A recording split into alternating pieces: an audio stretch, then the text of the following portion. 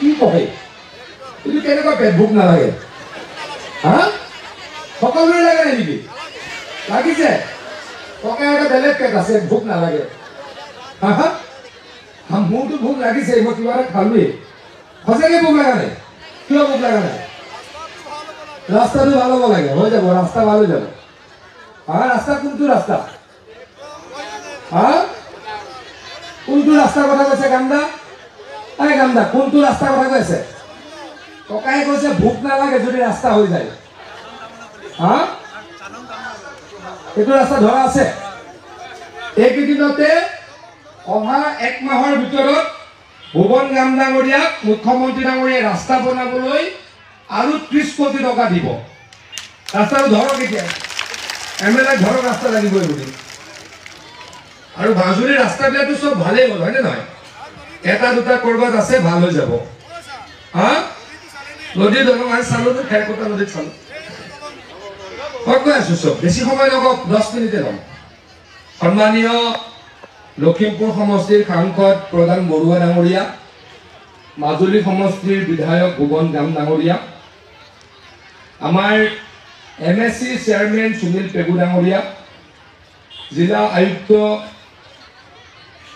ৰাতুল পাঠক ডাঙৰীয়া বিজেপিৰ জিলা সভাপতি বীৰেন শইকীয়া ডাঙৰীয়া ৰঞ্জিত দলে ডাঙৰীয়া দীপক গোস্বামী ডাঙৰীয়া এসপি বিবেকানন্দ দাস ডাঙৰীয়া ব্ৰজেন গাম ডাঙৰীয়া মুকুল পেগু ডাঙৰীয়া নীলৱ পেগু ডাঙৰীয়া উমা পাটোৱাৰী প্ৰমুখে মঞ্চত বহি থকা মোৰ শ্ৰদ্ধাৰ ব্যক্তিসকল মোৰ অতিকৈ শ্ৰদ্ধাৰ লক্ষাবল পঞ্চায়তৰ ৰাইজ সাংবাদিক বন্ধুসকল আজিৰ পৰা 6 মাহ আগত না কি মাহ হ'ল ইলেকশ্যন কে মাহ 7 মাহ হ'ল লোকসভা 7 মাহ আগতে 7 মাহ আগতে মই এদিন আপোনালোকৰ এই পঞ্চায়তলৈকে মিটিং কৰিবলৈ আহিছিলোঁ কোনখিনিত আহিছিলোঁ নাজানো সেইদিনা মই হেলিকপ্টাৰত আহিছিলোঁ কোনখিনিত নামিলোঁ মই নাজানো কিন্তু আপোনালোকে কৈছিলে যে আমাৰ ইয়াতে এটা মথাউৰি বনাব লাগে আৰু মথাউৰিটো বনালে আমি বানপানীৰ পৰা বাচিম আপোনালোকৰ কথা শুনি মই সেইদিনাখনেই প্ৰতিশ্ৰুতি দি গৈছিলোঁ যে 6 মাহ 7 মাহৰ ভিতৰত আপোনালোকৰ লুইত খাবলৈ পঞ্চায়তৰ 10,000 মানুহক বচাবলৈ 10,000 ভোট হয় না ভোট কিমান আছে ভোটাৰ কিমান ভোটাৰ 10,000 মানে মানুহ হ'ব প্ৰায় 20,000 হয়নে সকলো মানুহটো ভোট দিব নোৱাৰে 20,000 মানুহক বচাবলৈ আৰু হাজাৰ হাজাৰ বিঘা মাটিত খেতি কৰিব পৰাকৈ মথাউৰি লাগে আৰু মই প্ৰতিশ্ৰুতি দি গৈছিলোঁ আৰু অত্যন্ত মই আনন্দিত যে প্ৰতিশ্ৰুতি দিয়া মতে আপোনালোকৰ ইয়াত আজি কামৰ শুভাৰম্ভণি কৰিবলৈকে আপোনালোকৰ লগত আহিলো আৰু কামৰ আধাৰশিলা কৰিলো মনটো ভাল লাগিছে নাই মথাউৰি লাগিব নে নালাগিব সকলোকে লাগে নালাগে মথাউৰি লাগেতো আৰু মথাউৰি দি দিলো হয়নে 15 কিলোমিটাৰ মথাউৰি হ'ব আৰু 25.5 কোটি টকা আমি খৰচ কৰিছো এটা মোক এজন লৰাই কানে কানে ক'লে ইয়াৰ লৰা মই নামটো নুখুজিলো কানে কানে ক'লে যে আৰু 2.5 কিলোমিটাৰ মথাউৰি লাগে কোনখিনিত কৈছিলে অকমান আগত আৰু মথাউৰি 2.5 কিলোমিটাৰ লাগে বুলি কৈছিলে মই প্ৰতিশ্ৰুতি দি গলো এই 2.5 কিলোমিটাৰ মথাউৰিও অতি সোনকালে আমি কৰি দিম এটা আমি প্ৰতিশ্ৰুতি পালন কৰা মানুহ হয়নে নহয় কওক প্ৰতিশ্ৰুতি পালন কৰিলো নে নাই কেতিয়া প্ৰতিশ্ৰুতি দিছিলো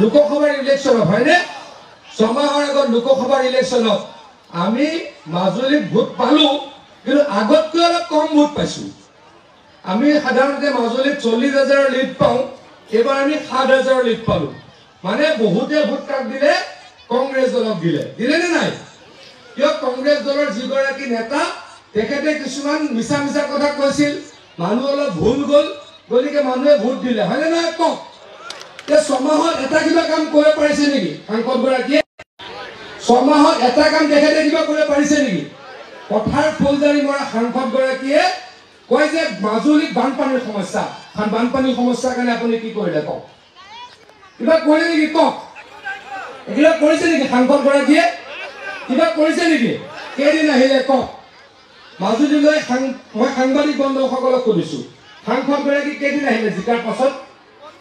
কেইদিন আহিছে? 2 দিন। MP এজনে 2 দিন আহে নেকি? প্ৰধান বৰুৱা ডাঙৰীয়া দেৰি থাকে। আগতে প্ৰধান বৰুৱা সাংসদ আছিলে নাই আপোনালোকৰ? প্ৰধান বৰুৱা ডাঙৰীয়া আপোনালোকৰ সাংসদ আছিলে নাই? কিমান দিন আহিছিলে মাহত কওকচোন?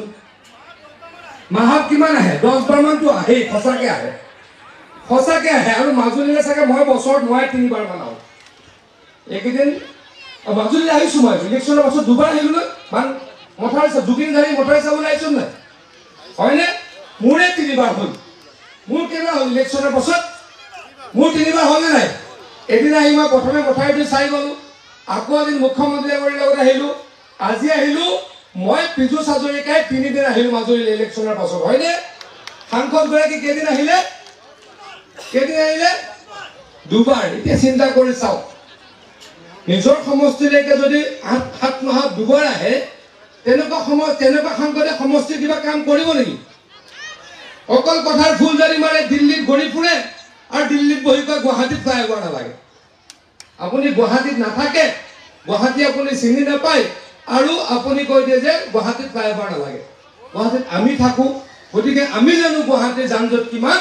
সেইকাৰণে আৰু গুৱাহাটীত ফ্লাইঅভাৰ হিমন্ত বিশ্ব শৰ্মা ডাঙৰীয়াই বনাব, আমি বনাম, অসমত আৰু কাম কৰিম, আপোনালোকৰ চকু পৰিব নালাগে।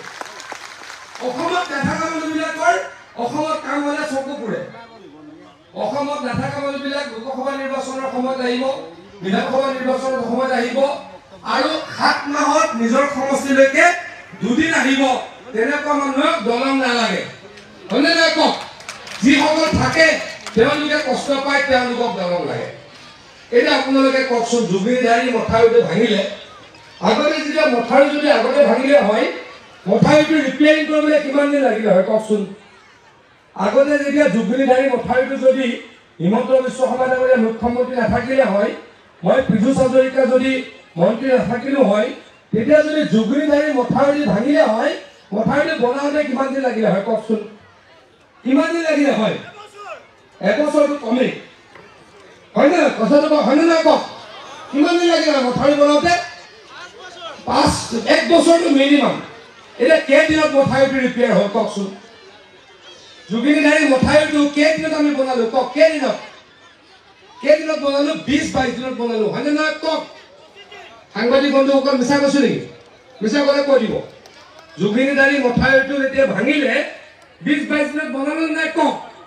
ব্ৰহ্মপুত্ৰৰ খুঁটি যেতিয়া আহে, তাত মথাউৰি বানপানীৰ সময়তে বা মনচুনৰ বাৰিষাৰ সময়তে বনোৱাটো ইমান সহজ নহয়। কিন্তু আজি আমি দেখাই দিছোঁ, ব্ৰহ্মপুত্ৰত যদি মথাউৰি ভাঙে 15 দিন 20 দিনৰ ভিতৰত মথাউৰি মাৰিছোঁ, আৰু মাৰিম, আৰু কৰিম, মানুহক সেৱা কৰিম। কৰিছোঁ নে নাই কওক? আজি গাম ডাঙৰীয়াই কৈছে যে যোৱা 5 বছৰত 100 কোটিতকৈ বেছি টকা দিছোঁ। তো 3 বছৰ, আচলতে ফিনান্সিয়েলিয়ে 3 বছৰ পাইছোঁ। 3 বছৰত কিমান টকা দিলোঁ? 100 কোটিতকৈ বেছি। কিয় দিছোঁ? মাজুলীৰ প্ৰতি আমাৰ মৰম আছে। মাজুলীখন আমাৰ এখন বিখ্যাত জেগা, শংকৰী সংস্কৃতিৰ পীঠস্থান, পৃথিৱীৰ ভিতৰত সকলোতকৈ ডাঙৰ নদীদ্বীপ। হয়নে নহয় কওক? আৰু পৰ্যটকৰ আকৰ্ষণস্থলী। এই মাজুলীৰ কাৰণে যদি মই কাম নকৰোঁ, প্ৰধান বৰুৱাই কাম নকৰে, বা ভুৱন গামে কাম নকৰে, হিমন্ত বিশ্ব শৰ্মা ডাঙৰীয়াই যদি কাম নকৰে, এয়া অন্যায় হ'ব। এই অন্যায় আমি নকৰোঁ, আৰু মাজুলীৰ কাৰণে কাম কৰিম, মই আকৌ প্ৰতিশ্ৰুতি দিছোঁ। আজি ৰাস্তা পথ চবফালে মাজুলী ভাল হ'লে নাই? মাজুলীত ইঞ্জিনিয়াৰিং কলেজ হ'ল, মাজুলীত ইউনিভাৰ্চিটি হ'ল, হৈছে নাই কওক? সৰ্বানন্দ সোণোৱাল ডাঙৰীয়াই বনাইছে। মাজুলীত নতুনকৈ DC অফিচ হ'ল, SP অফিচ হ'ল, মাজুলী জিলা হ'ল, আৰু সকলো মাজুলীলৈকে সঘনে অহা হ'ল। হয়নে নহয় কওক? আগতে কি পৰিৱেশ আছিলে? মই 2011 চনত প্ৰথম মাজুলীলৈ আহিছিলোঁ। মাজুলীলৈ ঘাটৰ পৰা নামিছিলোঁ। আমাৰ এইটো ঘাট চকলাটো নহয়, এইটো কি?